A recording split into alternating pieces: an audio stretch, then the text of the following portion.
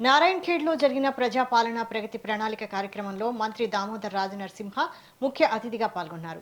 99 రోజుల కార్యాచరణలో భాగంగా ఈ కార్యక్రమాన్ని మహిళా, శిశు, దివ్యాంగుల, వయోవృద్ధుల సంక్షేమ శాఖ ఆధ్వర్యంలో ఘనంగా నిర్వహించారు.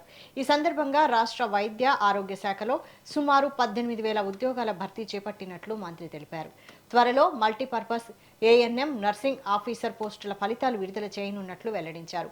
విద్య, వైద్యం, మహిళా సాధికారతకు ప్రభుత్వం అత్యధిక ప్రాధాన్యం ఇస్తోందని పేర్కొన్నారు. అంగన్వాడీ కేంద్రాలు, బాల సదనాల అభివృద్ధికి ప్రభుత్వం కట్టుబడి ఉందని మంత్రి స్పష్టం చేశారు. అంగన్వాడీలను బలోపేతం చేయడానికి ప్రభుత్వ నిధులతో పాటు సిఎస్ఆర్ నిధులు కూడా వినియోగిస్తామని తెలిపారు.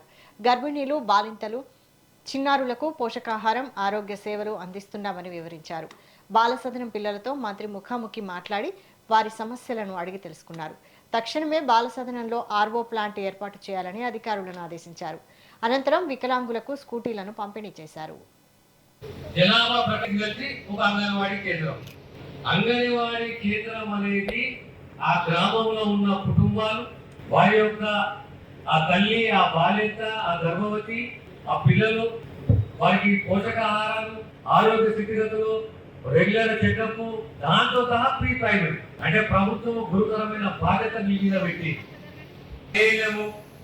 ఆశా వర్కరు ఏదేమో అంగన్వాడీ ఆయా అంగన్వాడీ టీచర్ అందరూ కలిస్తేనే గ్రామానికి ఈ సేవలు అందిస్తున్నారు. ఇక పోతే మన గ్రామానికి ఏం కావాలి? అంగన్వాడీ బిల్డింగ్లు కావాలి. మనకి మన సెంటర్లు ఉన్నాయి, 1504 సెంటర్లు ఉన్నాయి. ఈ 1504 సెంటర్లకు సంబంధించి కొన్ని అద్దెకు ఉన్నాయి, కొన్ని ప్రభుత్వ స్థలంలో ఉన్నాయి.